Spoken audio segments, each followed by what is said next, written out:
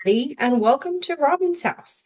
Today I'm working on the Storybook Light scrapbooking workshop, and our featured technique in this is creating a stencil with a negative image from our die cuts.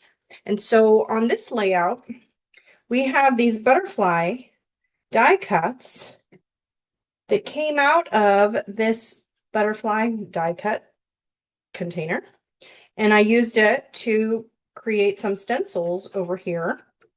And so the idea is to look at your sample or look at the instructions and find out what it is you're making. So on this page, we're making some stencils in the lower and upper corners. And so I'm going to take my project and see, okay, where do I need to do this? So depending on how you want your butterflies oriented. So now I'm going to take this away, and I found an ink pad that was similar. So I'm using mist and a blending brush, and you're just going to add some ink to the stencil, the negative image stencil, and just keep adding ink until it is a darkness that you want it to be. So these are pretty light. Now the blending brushes don't pick up a lot of ink, and in some ways that's really good because you can get over inked really quickly. So now we've got some nice darker ones under there. So I'm just gonna do the bottom one real fast.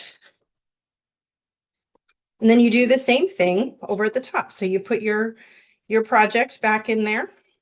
So this one, you can see I must have shifted it because you don't see very much of my third butterfly. So hopefully we'll do a better job over here.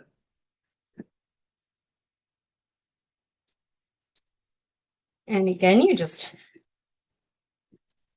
got to be a little careful that you don't hurt your stencil because it is just paper.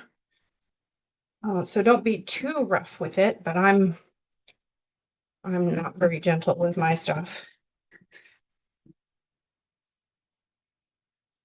So for my blending brushes, I keep kind of now mine says speckled egg. The speckled egg is a distressed oxide, but it's a very similar color to mist. So I'm using a similar color so I don't have to wash my brushes.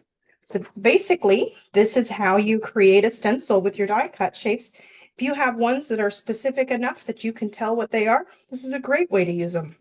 So thank you so much for watching. Happy crafting.